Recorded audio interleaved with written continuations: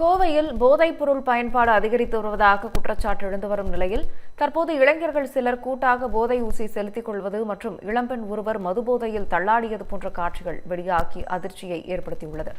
இதுகுறித்து நமது செய்தியாளர் சுரேஷ்குமாரிடம் கூடுதல் தகவல்களை கேட்கலாம். சுரேஷ்குமார், வணக்கம். தற்போது இந்த சம்பவம் கோவை மாவட்டத்தில் எந்த இடத்துல நடந்திருக்கு, என்ன விவரம்?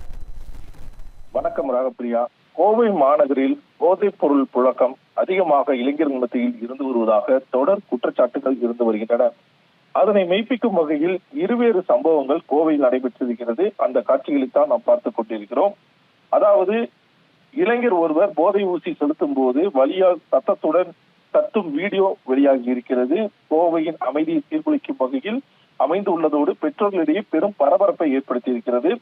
தமிழகத்தில் கஞ்சா உள்ளிட்ட போதைப் பொருட்கள் நடமாட்டத்தை தடுக்க போலீசார் நடவடிக்கை எடுத்து வரும் நிலையில் அவர்கள் பிடிபடாமல் இருப்பதற்காக இளைஞர்கள் தற்போது புதிய முறையிலும் விபரீதமான உத்திகளையும் கையில் எடுத்துள்ளனர்.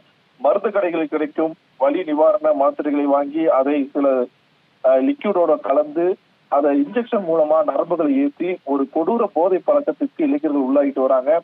அதில் ஒரு பகுதி காட்சியை தான் நாம் பார்த்துக் கொண்டிருக்கிறோம். இது கோவையில் உள்ள மாநகர் பகுதிகளில் ஒரு காட்டுப்பகுதியில் அமைந்திருக்கு. மாநகர் பகுதியில் ஆள் நடமாட்டம் இல்லாத இடத்தில் இது போன்ற சம்பவங்கள் நடந்திருக்கிறது. இந்த காட்சியை பார்க்கும்போது இது கோவை புதூர் உள்ளிட்ட அந்த சுற்று வட்டார பகுதியில் நடந்ததாக கூறப்படுகிறது.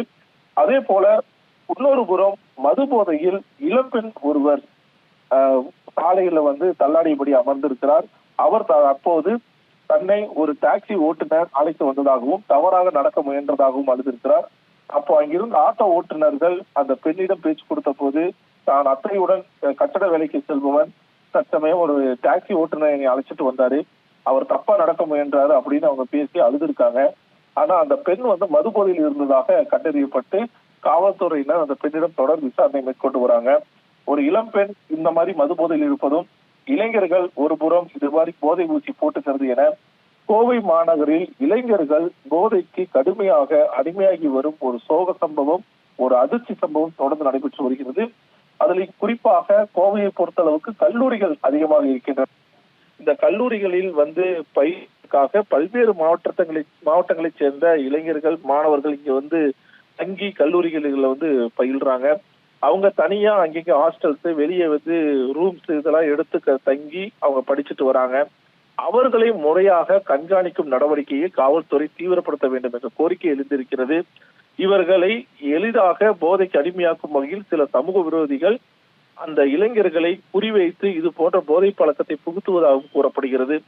எனவே காவல்துறையினர் இது போல வெளி மாவட்டங்களில் இருந்தும் வெளி ஊர்களில் இருந்தும் கோவையில் தங்கக்கூடிய இடங்களையும் அந்த மாணவர்களிடமும் ஒரு கவுன்சிலிங் முறையை கையாள வேண்டும்.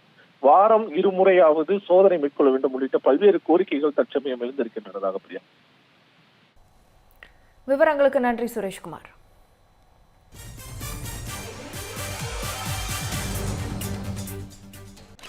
ஃபர்ஸ்ட் கிளாஸ் கல்யாண சாப்பாடு போட்டுட்டேன். அடுத்து என்ன? ஃபர்ஸ்ட் கிளாஸ் கிரகப்பிரவேசம் சாப்பாடு தானே. ஒரு நல்ல அபார்ட்மெண்ட் வாங்கு. செம்ம என்ட்ரி. அபார்ட்மெண்ட் இல்ல சுவாமி அங்கிள், லாட். எங்க சிட்டிக்கு மிக மிக அருகில்னு சொல்லிட்டு ஊருக்கு அவுட்டர் இல்லையா? சிட்டிக்கு உள்ளேயே. ஓ, ஆனா pricing lowest price, complete transparency. India's first plot developer with zero cash policy. அப்போ இன்வெஸ்ட் பண்ணலாமா? 13 plus years of trusted partnership and நல்ல appreciation. இதெல்லாம் யார் தராங்க? Good question. வேற யாரு? நம்ம G Square தான். 20,000 plus happy customers, 5,000 plus acres delivered, 20 plus cities. G Square, your home, your dream, your choice. அடுத்தது என்ன? பால் காய்ச்ச வேண்டியதா?